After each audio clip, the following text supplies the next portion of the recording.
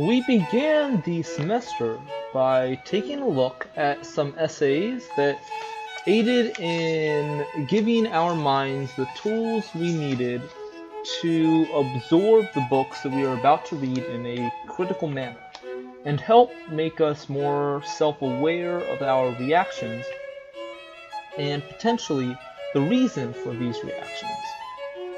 Of the essays we covered, the two that stood out the most for me were Self-Representation by Sandy Darity and Literary Theory and Schools of Criticism by Alan Brizee and Case Tompkins.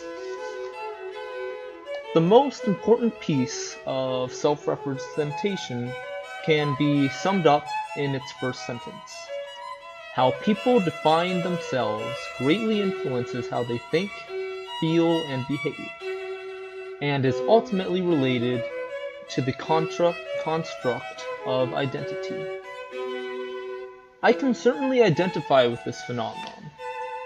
For example, I believe I have both consciously and subconsciously I self-identified at times as an individual who is smart, warm, and kind, a bit awkward around new people, and like a self-fulfilling prophecy, I generally find myself acting both purposefully and out of habit in ways that fit these definitions. I don't like confrontation because when I'm in one, I feel out of my element. I can't square what I'm doing with my own self-identity.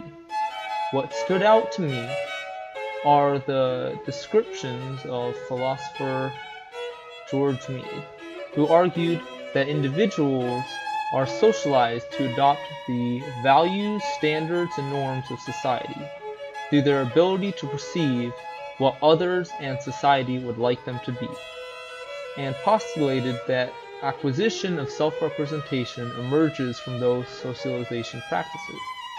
To me, this is an obvious and reasonable observation, but it also seems like sort of a bad thing. Perhaps a formalized systemic peer pressure.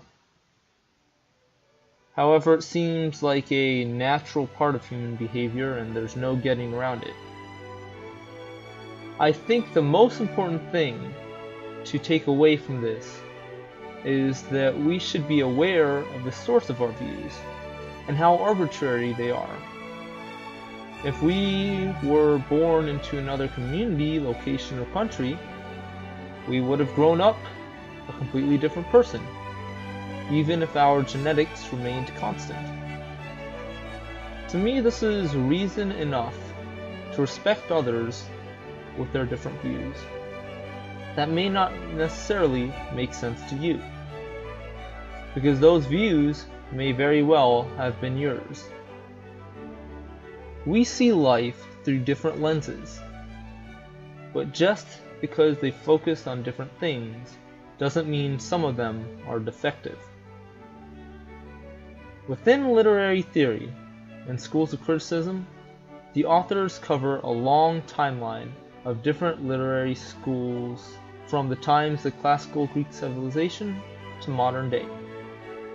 Now, it is unnecessary for me to summarize each one. I believe what was important to take away from this piece is that just as we see life from different lenses, we also write from different lenses, and we analyze these different lenses. We analyze these writings from different lenses. For convenience, we can critically examine these different formats using certain well thought out schools of thought that can be grouped together in what we now call literary theories. I find it very fascinating that one can examine a piece using one theory, then examine it again using another theory, and then come away with something different, very different. Different values leads to emphasizing different parts. which leads to different truths to different people.